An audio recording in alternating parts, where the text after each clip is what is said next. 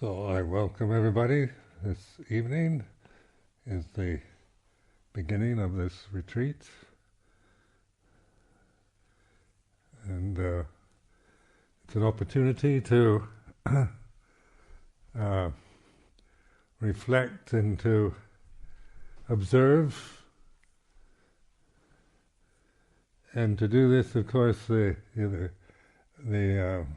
living closely together with so many people for these 12 days, we have to agree on how we're going to relate with each other, so that we, as most of you know, we have the form of the 8 precepts, 3 refuges and 8 precepts, and in the noble silence, so that our aim is not to intentionally distract each other or engage in a kind of socializing or chit-chat or whatever, but to support each other in this different direction of looking inward. So this is an occasion and an opportunity that is deliberately constructed in order to make this possible. There's so much distraction in the world, this modern society, as it is in this time, and that's why I've encouraged you to put your mobile phones in care of the office, forget your laptop, email, telephone, and to not, to let the world fall apart during these next 12 days, if it all collapses in a heap, you'll still be much wiser for not knowing that.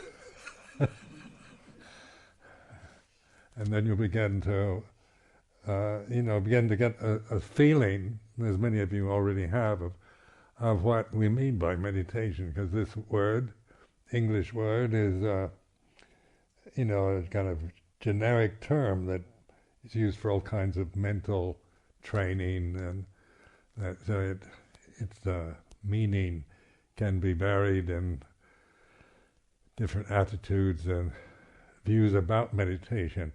But the emphasis that I've make is on the Vipassana, or the insight practices. The whole aim is to encourage you towards developing an attitude which is quite different from a worldly attitude or any cultural attitude that you might have as your way of operating and experiencing life, is usually through your cultural conditioning, your sense of your separate self, and various views, ideals, and that one might have. So we take the refuge in Buddha-Dhamma Sangha. I use the traditional forms of Theravada Buddhism, because this is my how I've done it. It's like an instrument that I've learned to use, found very effective, and so therefore that's what I use. If I'm developed on the violin, I can't very well teach you how to play the piano. So, even though it's not a matter of preferring one over the other, it's just this is what you're going to learn to play, this particular instrument, as it's developed over the centuries through what they call Theravada Buddhism, which is the kind of Buddhism you find in countries like Thailand, Cambodia, Sri Lanka, Burma, Laos, Southeast Asian, and in India. Now this is an ancient tradition, so it's we assume that it is actually the direct teaching of the Lord Buddha from ancient India, 500 BC, Uh, and as it's been passed down through, because of its tradition, it has been able to survive through the various ups and downs of kingdoms and empires, wars, peace and wars, and various developments that happen in worldly life in terms of politics, economics, and migrations, and all kinds of other things that affect the human experience of life.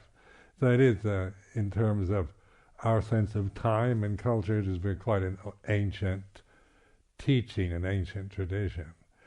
But in spite of that, even though we might think it is ancient and old, it's still very appropriate to the needs, aspirations, and problems that we all have in a modern country like this one. At least I found it so, that my interest developed many years ago, and then the actual cultivating this way, I found it very direct, very useful, very appropriate to the problems of being human. Now, even though we come from different parts of the planet, different backgrounds, experiences, and so forth, male and female, different age groups, the common factor is about our common humanity. This we share as a common reality that we, and I'm making this point even though it's an obvious truth, it's sometimes not fully appreciated because we can give so much emphasis on gender or on being Asian or European or whatever, so that or different age groups are strongly identified with being old or young, educated or not, whatever class you might identify with. All these are no longer, they're not denied, but the common factor that we share then, all of us share in this, at this very moment in this room, is are human beings. And the Buddha, in his after his enlightenment, he said this is a teaching for human beings. And so what is it that human beings have in common, whether it's in ancient India or modern England, anywhere you go, whether it's Africa or America, Europe or Asia, is that human beings, we suffer. This is a common factor that we can all relate to. So it's not about suffering in ancient India as if it had somehow nothing to do with suffering of a modern English person here and now. Because the suffering is really the same thing. It's not about, culture or any of these things as the cause, but being human in this particular limited form of a human body, being conscious and in a sensitive form for a lifetime, we experience these common experiences of old age. We all are getting older, sickness, pain, death, loss of loved ones, separation from what we like, having to be with or put up with or endure things we don't like and don't want. So this is common factors of suffering that we can all relate to, and we're no doubt very much the same kind of suffering that Prince Siddhartha experienced in India 500 BC, 2,552 years ago. So you can see it's appropriate to it's not an ancient teaching in the sense that it's about something that no longer applies to our present experience, but it's about the most banal, common factor that every human being experiences, no matter how rich or poor, privileged or underprivileged they might be. We all suffer. And this suffering then is used as a noble truth.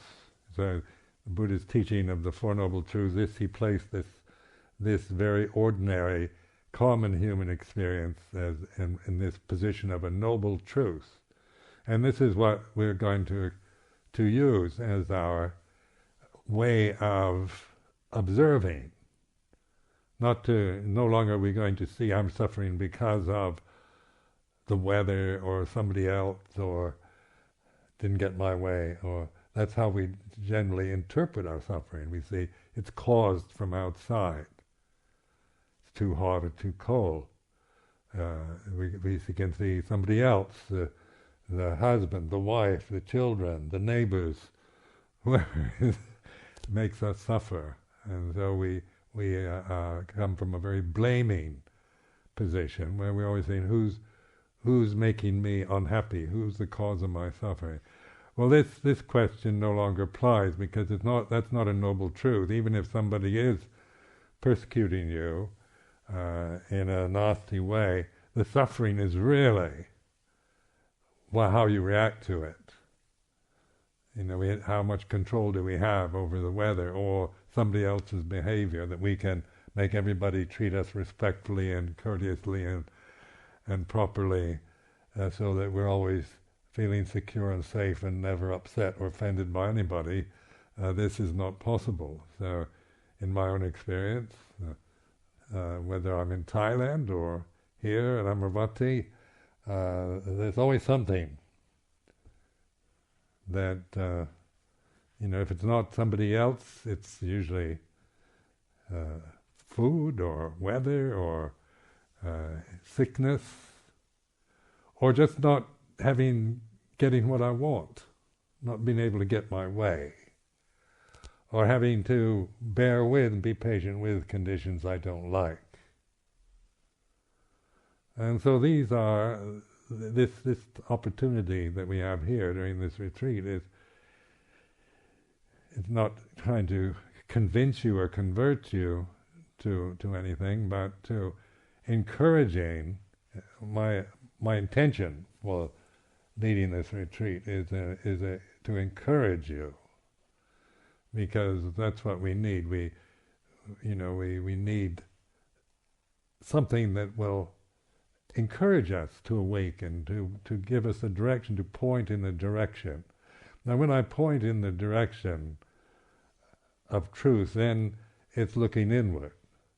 So Ajahn Chah used to say he'd always point to his heart, looking here for the truth. He wasn't pointing at himself.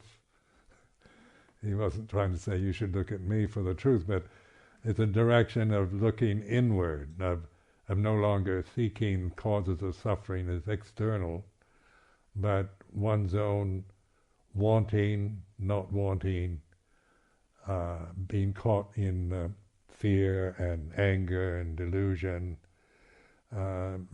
being kind of helpless victim of the conditioning, the habits, the emotional habits, the ideals, the prejudices and biases that one acquires as a human individual.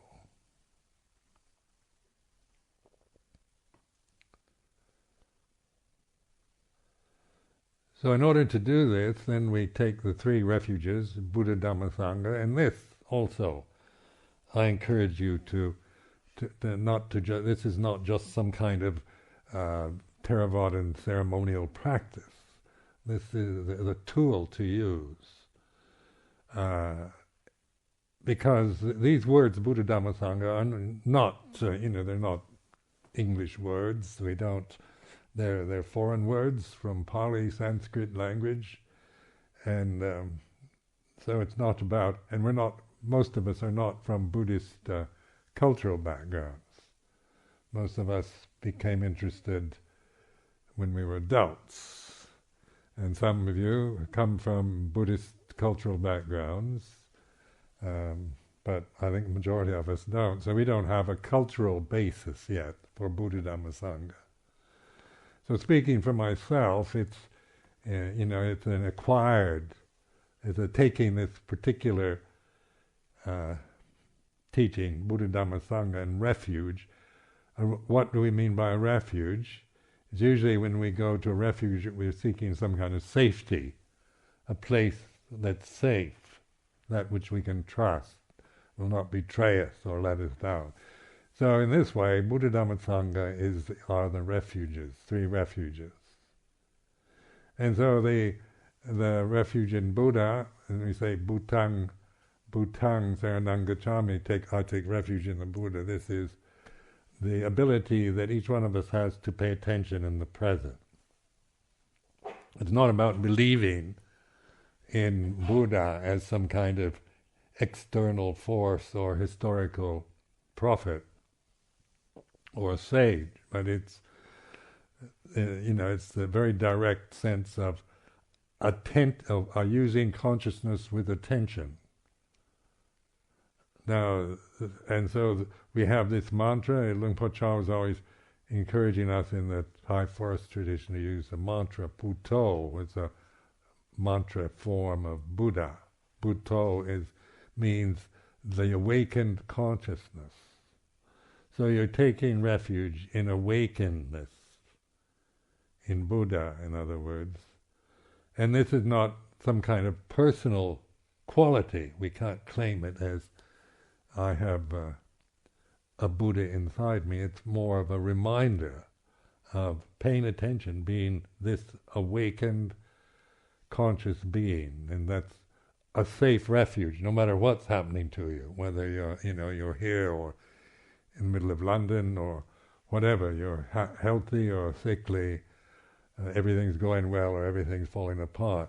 The refuge that is safe under all circumstances, all events, all contingencies is Buddha, or awakened attention, consciousness, alert and present here and now.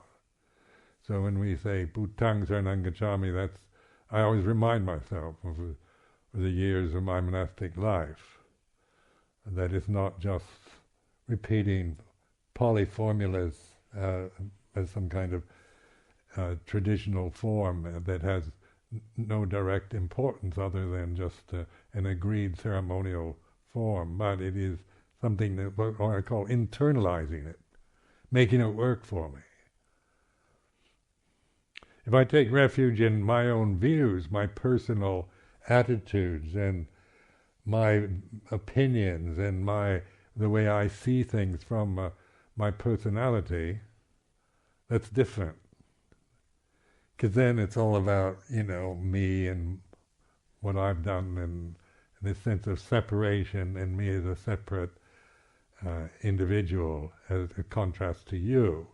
Where Buddha, taking refuge in Buddha, is common to all of us. It's not, I have more of a Buddha than you do, or unless you want to create problems around things like that. But the point is not to claim it, or to qualify it, or quantify it, but to use it as a reminder. Like this very image, the Buddha image on the shrine, is people question, do we worship images? Do we, because in the Western world it may seem that when we're bowing to a Buddha image that we're actually, worshipping some graven image or some golden image, or is it a god, or is it an icon, isn't it? It's a figure that reminds us of Bhutang Saranang Gacchami. So that's how I've used it. I see these images, just reminded, because we do get caught up into worldly obsessions and habits, and these images, if you contemplate the Buddha image, generally most of them are conveying the human form in an alert state. They're not with their eyes closed or shutting anything out. They're here and now, present, calm, peaceful, iconic forms that convey this sense of inner peace, stillness, and alertness. It's not a form saying shutting everything out, but it's open and calm and still. So that's Bhutang Saranang Gacchami. Then Dhammang Saranang Gacchami, take refuge in Dhamma. This is the magic word, which is another Pali Sanskrit word, which means it has no. To define it is you can only use kind of abstractions like ultimate truth or truth of the way it is, or reality. The Dhamma is reality. It's the way things are. And so the teachings we use, the Pali teachings, the Four Noble Truths that we'll use during this retreat, are Dhamma teachings. Then they're pointing always at the here and now, at reality here and now. Because reality, Dhamma, is here and now. It's not something you lack or you'll acquire through meditation practice. You begin to awaken, to recognize, to know it in a direct way, rather than see it in terms of some definition from a dictionary, or what from somebody else tells you. So taking refuge in the real, in reality, in truth, and then Sangha, Sanghang Saranang Gacchami is, Sangha always means like community, or doesn't mean individuals, but this sense of those who practice in the right way. Those who see things with wisdom, who are alert, those human beings, male or female, who are alert and practicing in a direct and with right understanding. So that's not about me or you, or trying to figure out who's really enlightened and who isn't. It's taking refuge in that sense of the Sangha, of being a human being. You're not some kind of ethereal being, flesh and blood, human being like ourselves, who practice in the right way. So these three refuges, as you cultivate them and contemplate them, then they become useful tools to use in your life, both here, hopefully here, and then also when you leave, when the retreat is finished. These are also skillful means to integrate into your ordinary life.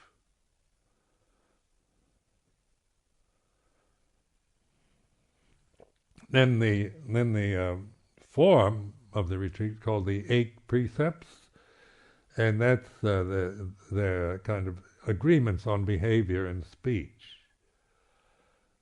So many people living together in a small area, so that how we behave with each other, we agree to these 8 precepts, is how we relate to each other during this time.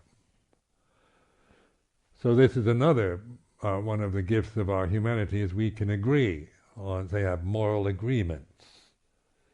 It's not just survival of the fittest, the strong over the weak, but we agree during this time to say, live in a way that is not intentionally harming, disrupting the rest of us, or that is, using our speech for, mindfully and appropriately, rather than just getting caught up in endless talking, chit-chat, and that we might do if we're in our normal way of life.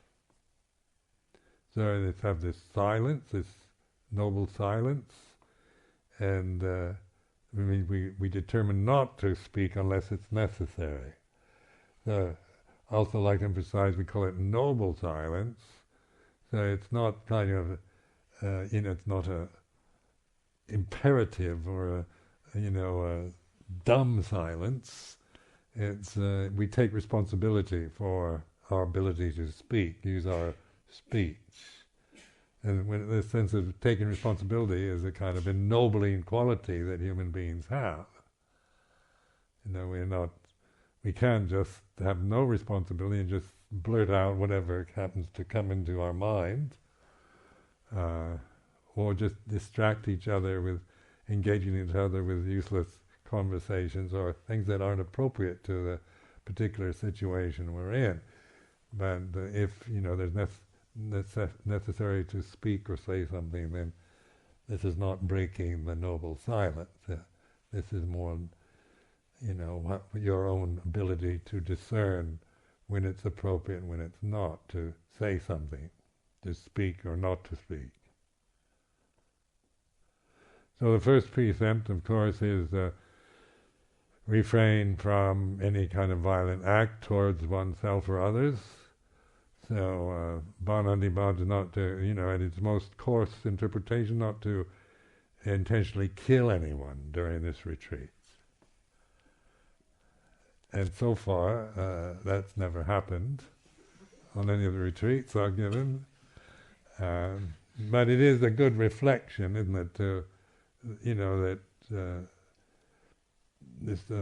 even though most of us probably have no intention of killing, another human or, even other creatures, we still can have very angry reactions to situations where we feel like killing somebody.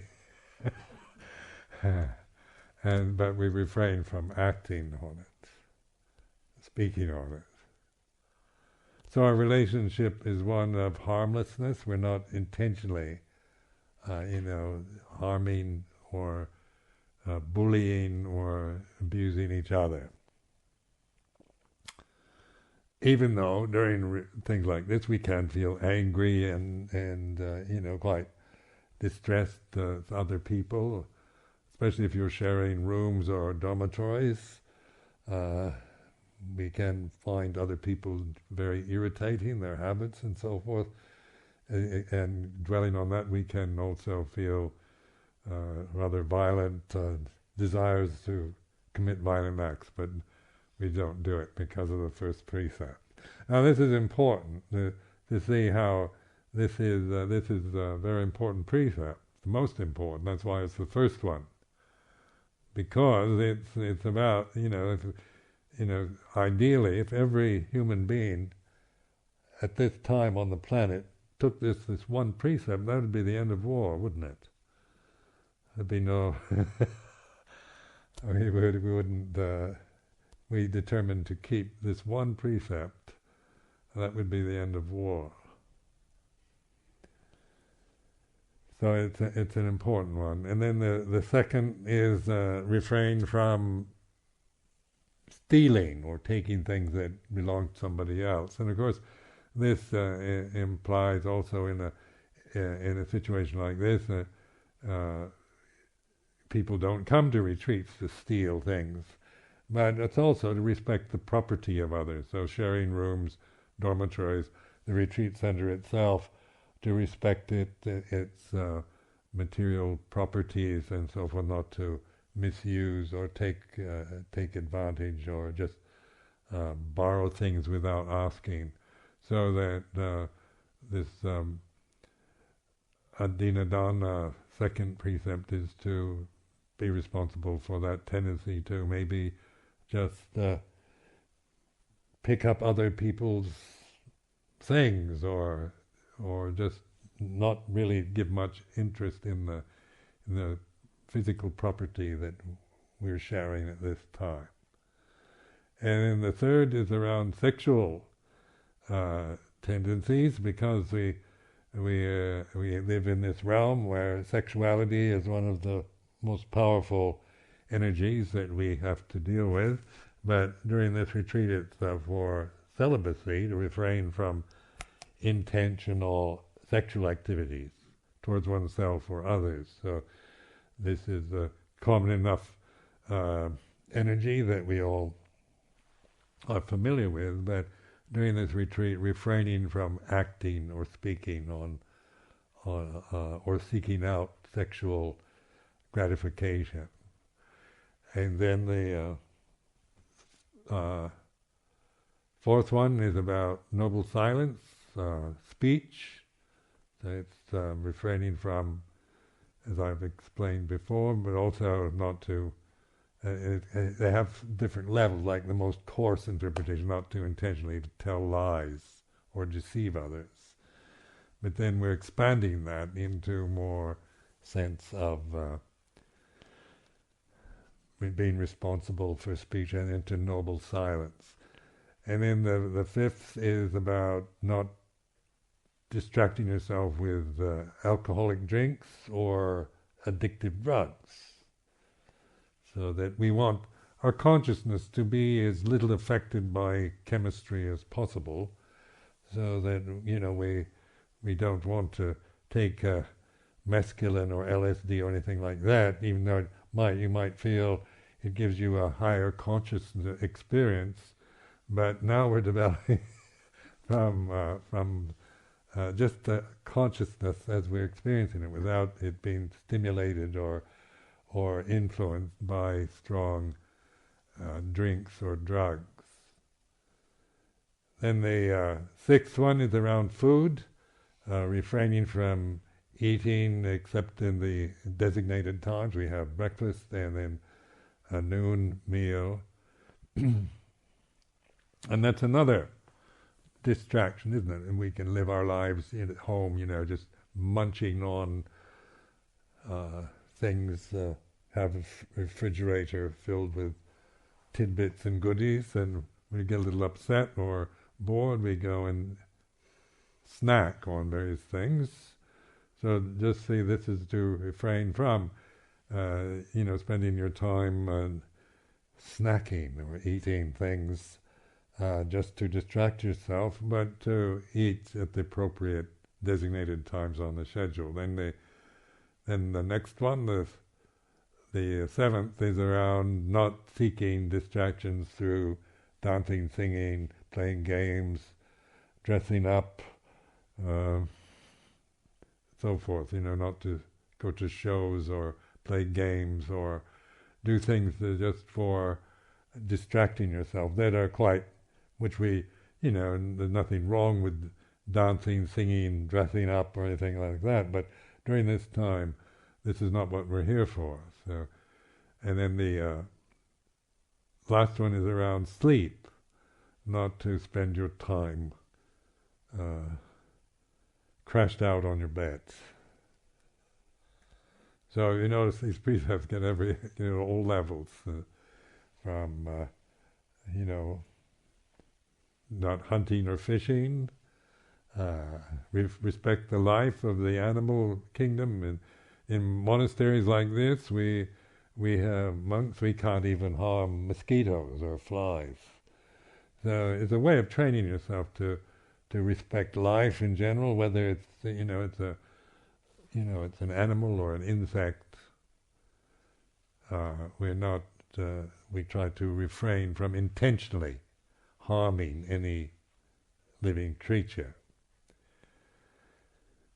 And so this also is, we live in where we feel quite all right killing flies or mosquitoes because they're pests, and we can justify the violent acts of annihilating a mosquito.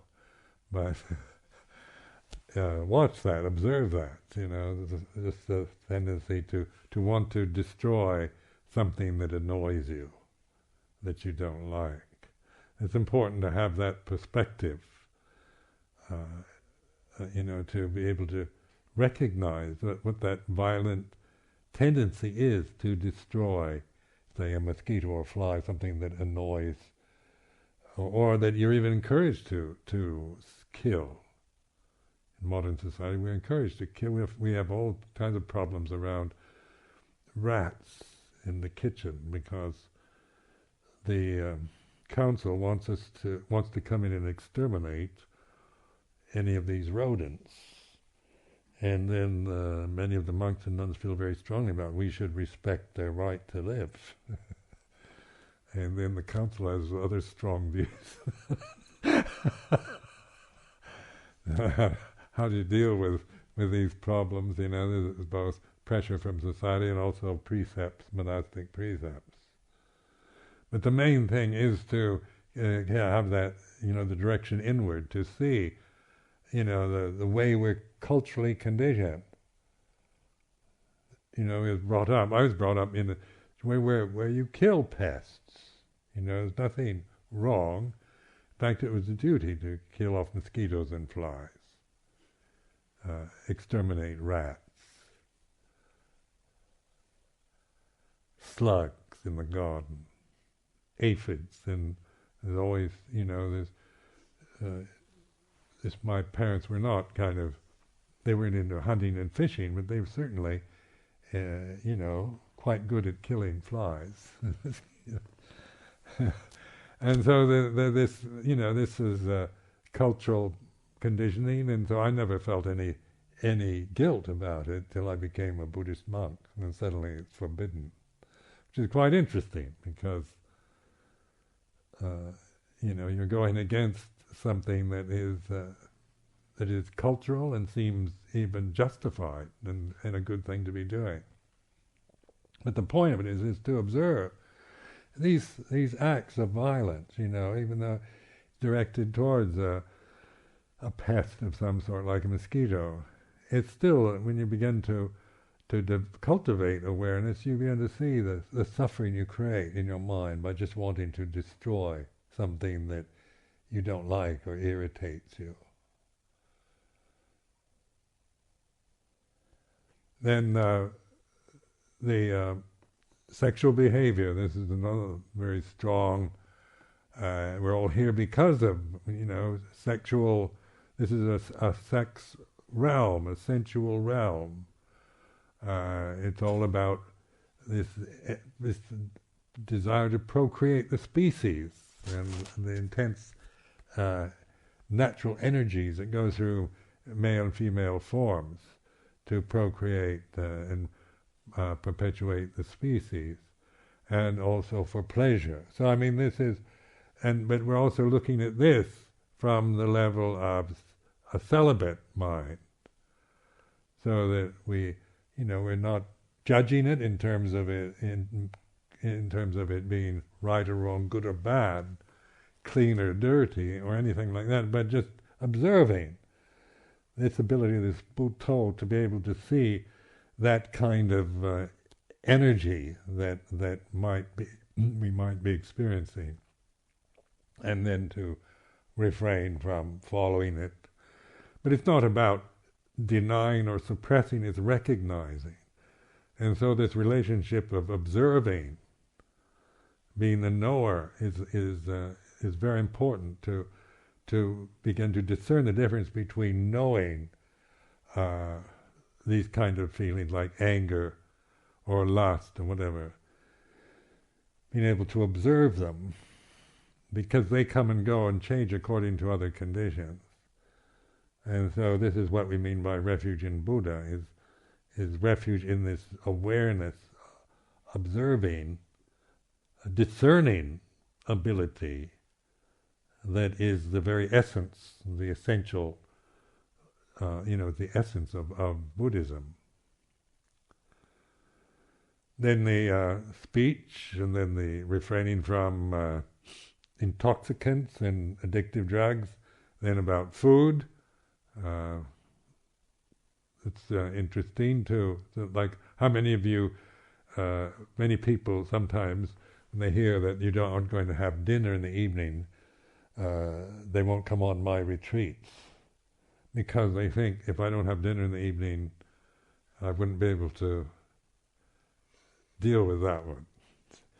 It's, yeah, I've been a monk for over 40 years, and I haven't had dinner in the evening for 43 years. And I'm quite healthy even at my old age. But it is interesting to watch, because food habits are very strong, and very compelling to, when we feel upset or bored or anything, to eat things. And it is a time now where it's so easy to do that, store up biscuits and goodies and whatnot to munch on during the day and night.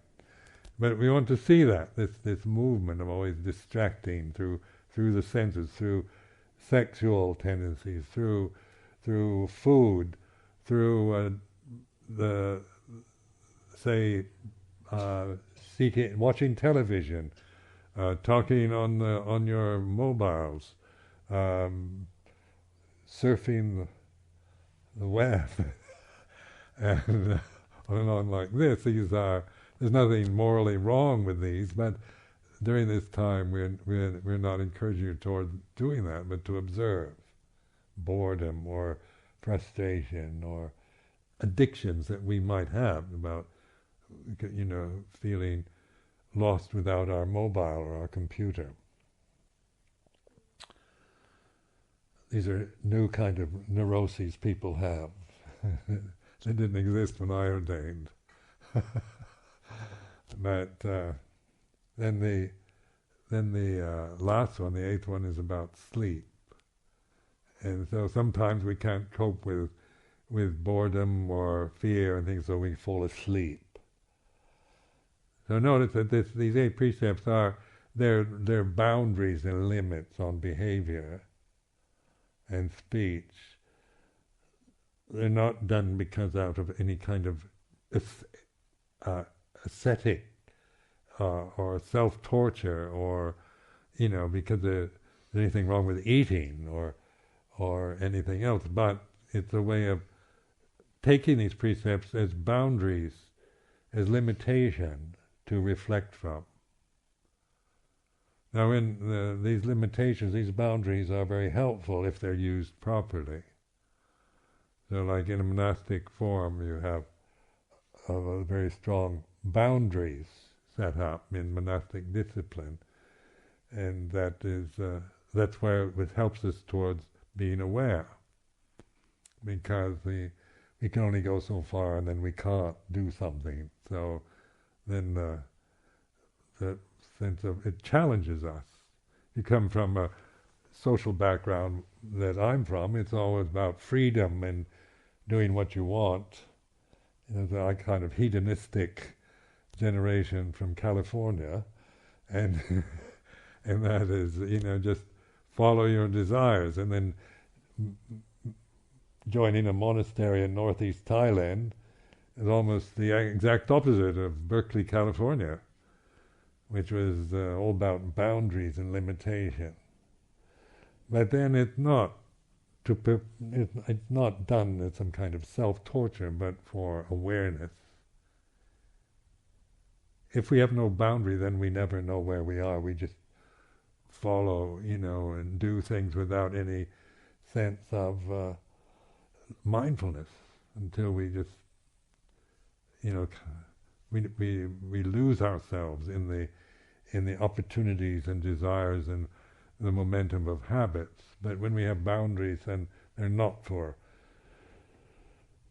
seen as things to stop us from doing what we want, but to challenge us to start seeing how to live in a more contained way, so that we have this stronger sense of looking inward. We're not seeking happiness and pleasure and excitement and romance outside anymore, but observing, changing from the seeking happiness in the world towards looking at the worlds that we create. And so we begin to find our real sense of wisdom and discernment through this kind of practice. Now, to also encourage you that this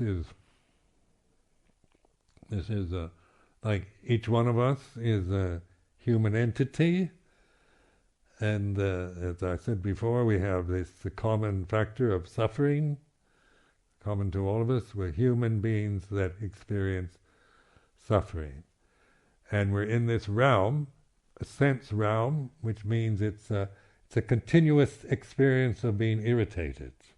When you think of what it is to be born as a human being, and then from the day you're born, you're in this constant state of being irritated by the sensory impingement, whether it's the weather, hunger, needs of the body, on and on like this, seeing, hearing, smelling, tasting, touching.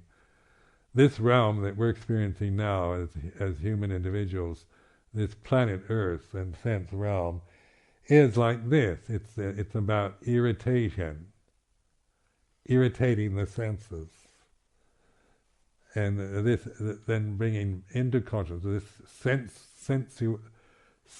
sensitivity means that you're not going to experience just happiness and pleasure, but it implies its opposite, pain, irritation, frustration.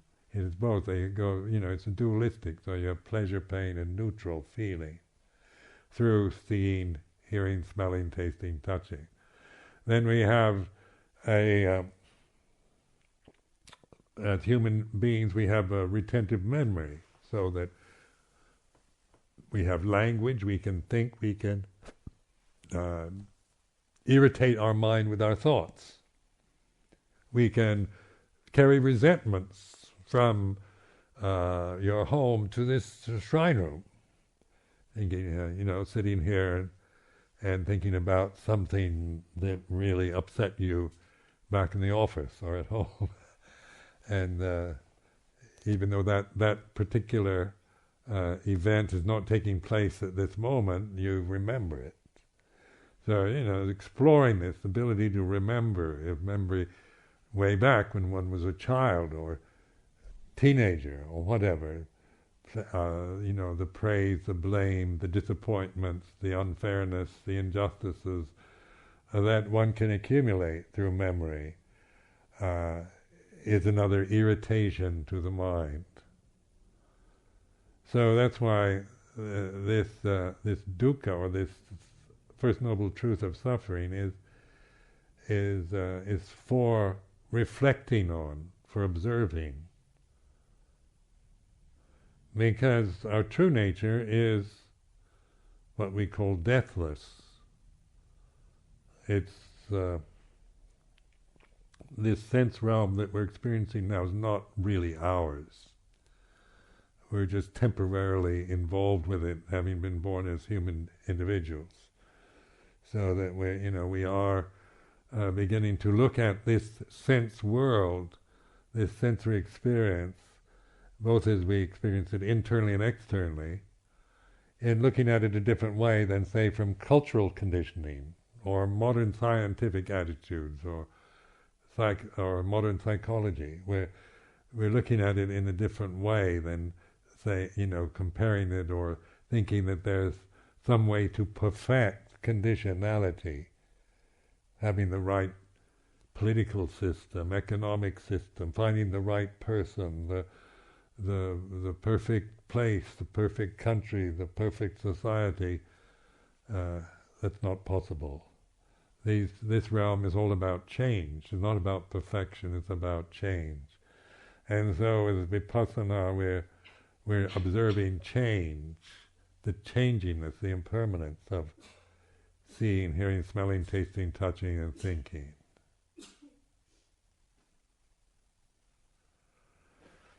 It's quite powerful when once you begin to trust yourself more in this way of reflecting, because you're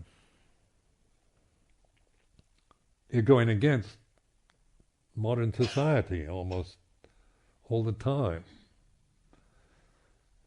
Everything that against the world and the values of a society, political system, ideals, whether it's the European, Asian, or whatever.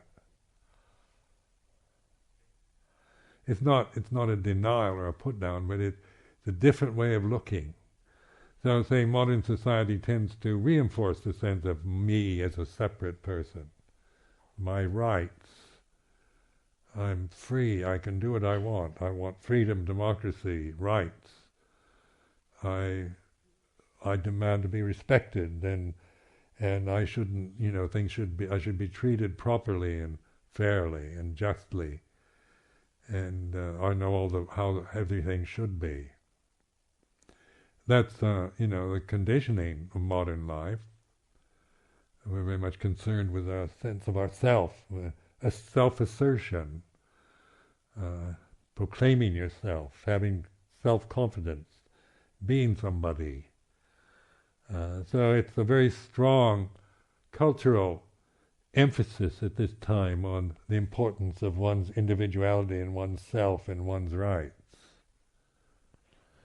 And so this reinforces this sense of a separate self and self-importance, self-consciousness.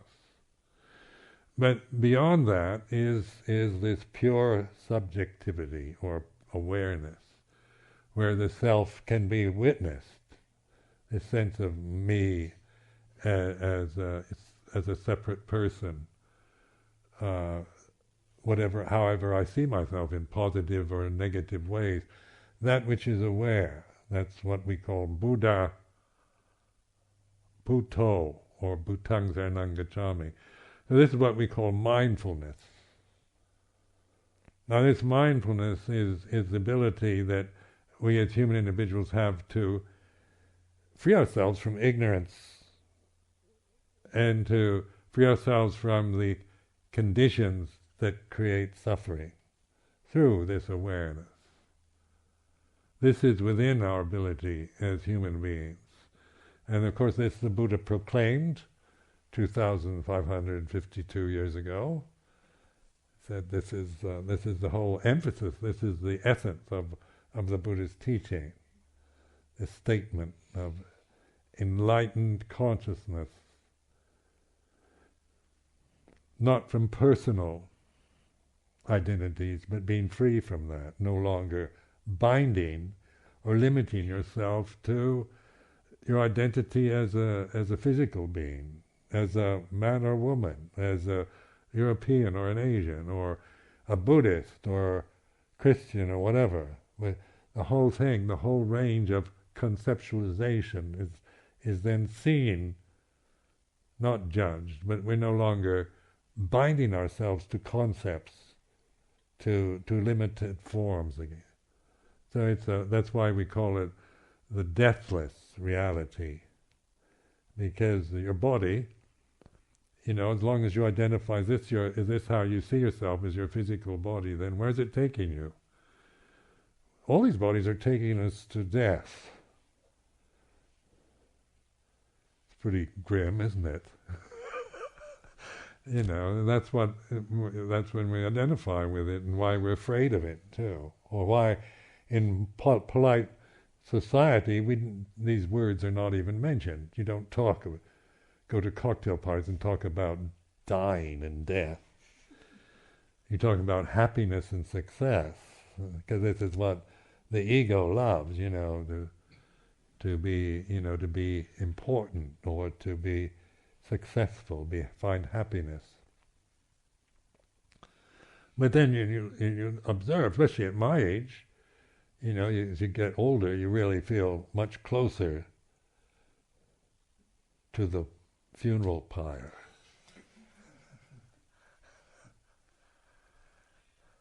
Because not many years it'll all, it's kind of disintegrating now. So this is big, and if this is my identity, then what would it would be rather hard being in your 70s if you didn't develop any wisdom in your life. If all your values were based on being strong and healthy and attractive and all the worldly values, at this age, 75, there's not much hope for being attractive or being a worldly success, or that one might have been one's sole aim when one was young, to find happiness and success in the world.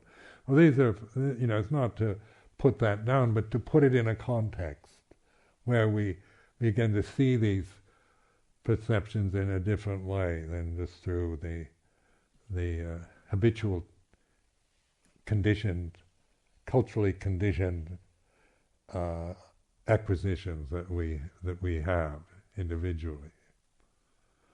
because then we're going towards a universal truth, deathless reality, which is not personal, which is what we call universal, deathless, unconditioned, unborn. And so the Buddha, his teachings, the traditional Pali teachings, are always pointing at this reality. And even though this is their true nature, most of you don't know what it is. You don't recognize it. It takes a while to really appreciate this, because it has no worldly value. Nothing you can buy, or has any quality or quantity that you can name. You can't hold it and say, how much do you want for this, for ultimate truth, for the deathless reality? But you can recognize it. So it's this whole process of awareness, mindfulness, is awakening, rather than just condition yourself into becoming Buddhist meditators or Theravadan Buddhists. Maybe I'm a Theravadan fanatic, so I want each one of you to devote your life to Theravada Buddhism and convert you. That would be one way of doing it. Or is it using this form for awakening? Not to give you another set of conditions to bind yourself to, but to free you from just blindly attaching, blindly grasping, and blindly influenced by the conditioning that you're receiving, either that you've received in the past or you're getting in the present. So this 3 refuges and 8 precepts, if you can, on page 59. So if you all can read this, just the Pali. Don't translate the English. Read the English, but not that. So, first of all, kneel in a way that you can bow, putting your hands together, bowing, paying respects. Okay. Do you want to kind of...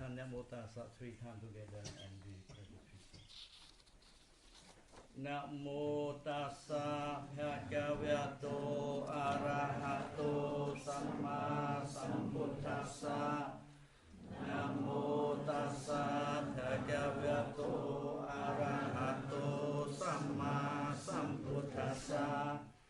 Namo tassa bhagavato arahato samma sambuddhassa.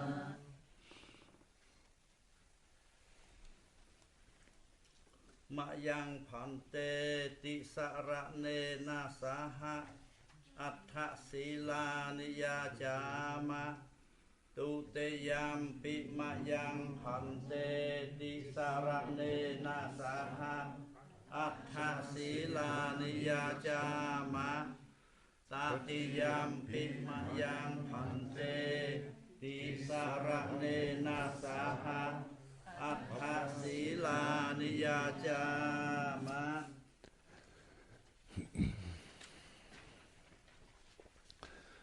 Namo tassa bhagavato arahato samma sambuddhassa. Namo tassa bhagavato arahato samma sambuddhassa. Namo tassa bhagavato arahato samma sambuddhassa. Namo tassa bhagavato arahato samma sambuddhassa. Namo tassa bhagavato arahato samma sambuddhassa. Namo tassa bhagavato arahato samma sambuddhassa. Buddhaṃ saranam gacchāmi. Buddhaṃ saranam gacchāmi. Dhammang saranang gacchami. Sanghang saranang gacchami. Dutiyampi puttang saranang gacchami.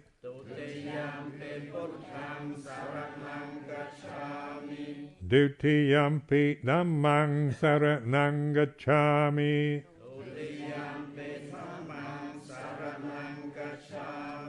Dutiyampi sanghang saranang gacchami.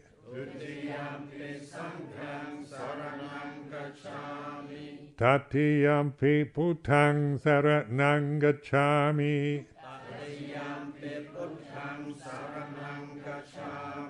Tatiyampi dhammang saranang gacchami.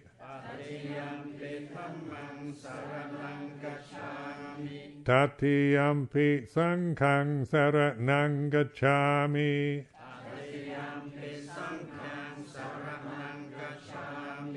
Ti sarana gamanang nititang. So you've taken the 3 refuges, you say it 3 times. So it's first one, then dutiyampi, tatiyampi. This is a formula,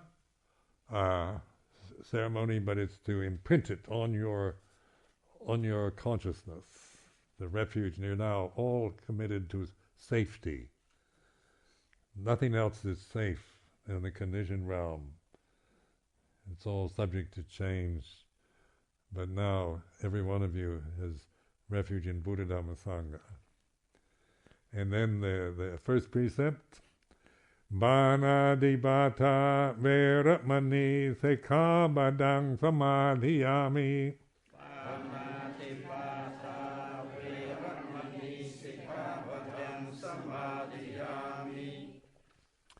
Now that's to refrain from intentionally taking the life of other creatures.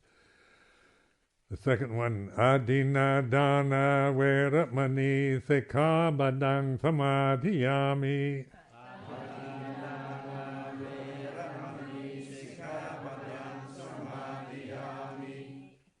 Take the precept to refrain from any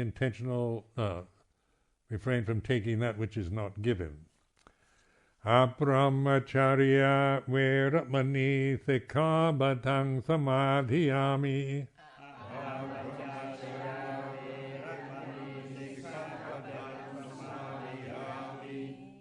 Undertake the precept to refrain from any intentional sexual activity.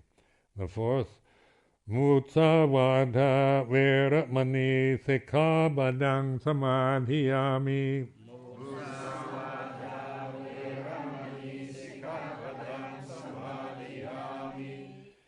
Undertake the precept to refrain from lying or abusive speech, but also determine noble silence. The fifth one, Sura Meraya Machapama Tatana Veramani Sekabadang Samadhiyami.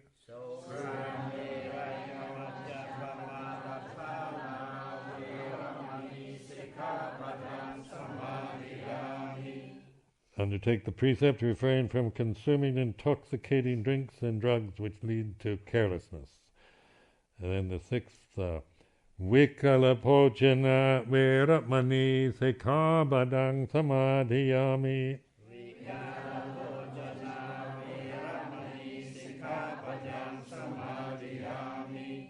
Undertaking the precept to refrain from eating at inappropriate times. Seventh, Najakita Vatita Vitsukha Dasana Malaganta Vilebana Tarana Mantana Vipusanatana Veramani Sekabadang Samadhiyami.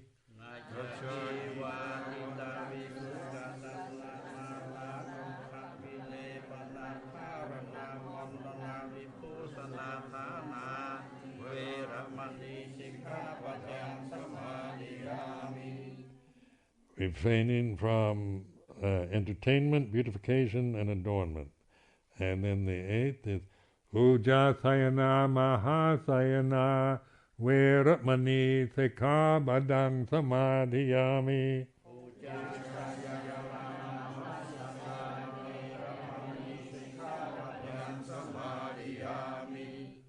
refraining from sleeping on too comfortable beds. I don't think the beds are all that comfortable here. Might also refrain from spending the time crashed out, unless you're terribly sick or something. So this is the form. So now you determine this. You say, Imani atta sikkhabadani samadhiyami. Imani atta sikkhabadani samadhiyami. Imani atta sikkhabadani samadhiyami. Imani atta sikkhabadani samadhiyami. Imani atta sikkhabadani silena sukhatinyanti silena bhoga sambada silena niputinyanti dasama silang vitsotaye. Sadhu, sadhu, sadhu.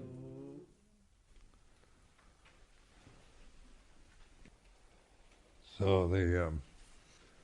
we have the Sangha representative, Venerable Anando, Ahimsako, and over here is Chittapala, Venerable Chittapala and Dhammadira, and Mudita at the end, and then Anagari, Novice Soledad, and Gabor. So they're joining me. Is there someone coming here? Or? Yeah, there's some Bhikkhuni supposed to come, but we don't know Oh, when yeah. she's coming. Yeah, she's not here. So this, in the morning, I usually give kind of guided reflection. I'm not particularly a technique-oriented teacher. What I'm trying to do really is encourage an attitude, which I find, would apply to whatever meditation technique. It's not, because so many people get caught up into technique, and sometimes the attitude is not quite right. Even though the technique might be good, we become obsessed with getting somewhere and attaining. And so this kind of practice is not about attaining. It's not trying to get something, but it's more about relinquishing, letting go. That's what I mean. It's different from the worldly conditioning that we have. Is like most worldly conditions are about attaining and achieving, getting something by working hard and obeying the rules and doing everything you should be rewarded or get something for it. That whole attitude is now, that's a worldly attitude that leads towards maybe worldly success. But this is not about worldly success. It's about words like relinquishing, letting go.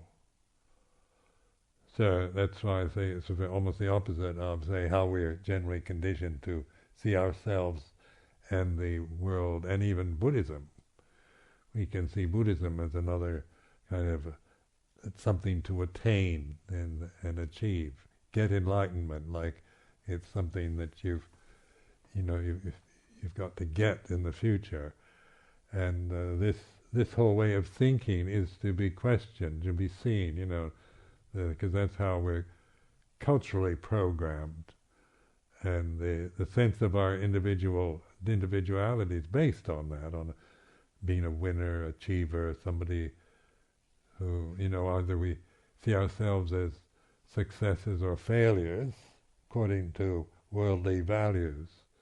But in this, it's not about success or failure. It's about awakening, and that's why I call it encouragement, rather than, me giving you instructions on how to attain enlightenment. It's encouraging you to be that, to be enlightened, to begin to recognize this. It's real. It's not like some kind of thing that is impossible or even difficult. It's just not noticed. The more, the conditioning of the mind blinds us to reality. And so this is like awakening to reality. And then once it's begun to really appreciate this, then you're coming from an enlightened consciousness rather than from consciousness that is basically obstructed with delusion and conditioning. So I'll let you retire now, and we'll see you tomorrow.